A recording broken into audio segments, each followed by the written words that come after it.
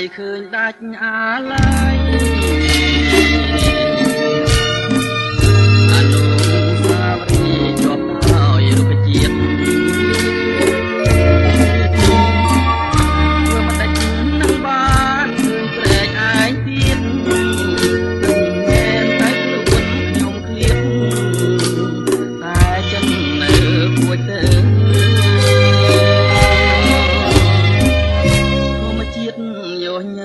ដែលធ្លាប់មករាំងទាំងឥឡូវប្រែទាំងទៅជាសត្រូវអនុស្សាវរីយ៍ជាប់ទៅដោយផ្លូវចាប់ថ្ងៃនេះទៅលែងឃើញព្រែកឯងទៀតហើយ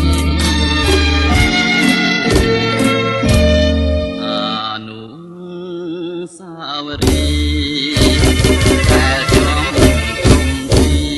ហាក់ដូចឃើញវាថ្មីថ្មីតាមឈើធំធំមានម្លប់ត្រឆ្នេរតែសំលេង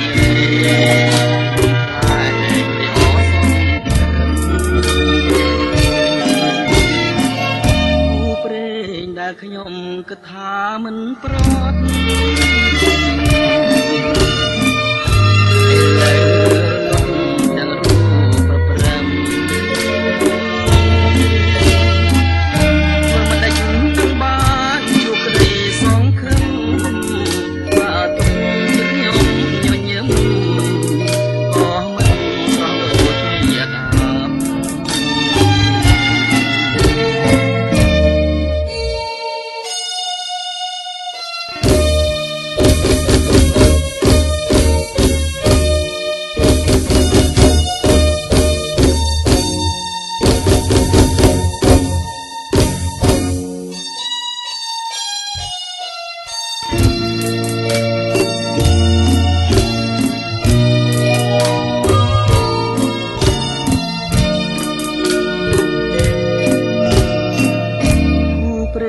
ដែលខ្ញុំគិតថាមិនប្រត់